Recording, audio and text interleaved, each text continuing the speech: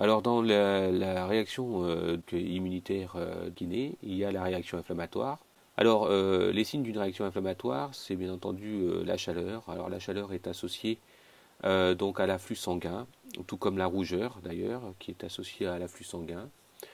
La réaction inflammatoire est associée à la douleur, hein, tout simplement parce que l'œdème, qui est dû à la sortie de plasma au niveau donc du milieu interstitiel, eh bien, va entraîner une compression des fibres sensitives, ce qui s'associe à une douleur. Alors, dans un premier temps, il y a une lésion cutanée hein, qui peut entraîner une destruction des cellules des tissus, alors par un virus ou une épine, ce qui permet le passage donc de la barrière naturelle. Les agents pathogènes, donc les bactéries par exemple, peuvent traverser l'épiderme pour atteindre ensuite le derme.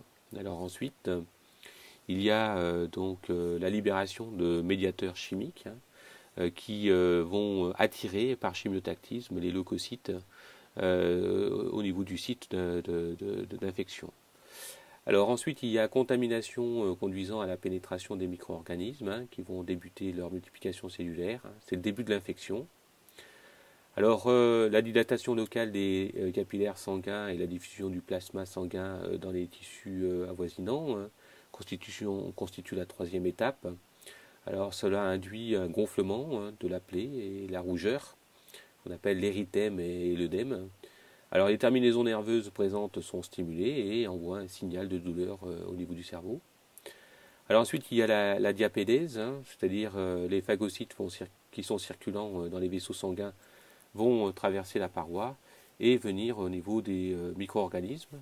Et enfin il y a la dernière étape qui consiste à la phagocytose, c'est-à-dire que les macrophages qui donc sont activés vont fixer à leur surface les micro-organismes grâce à des récepteurs et vont les internaliser donc pour les digérer par la suite.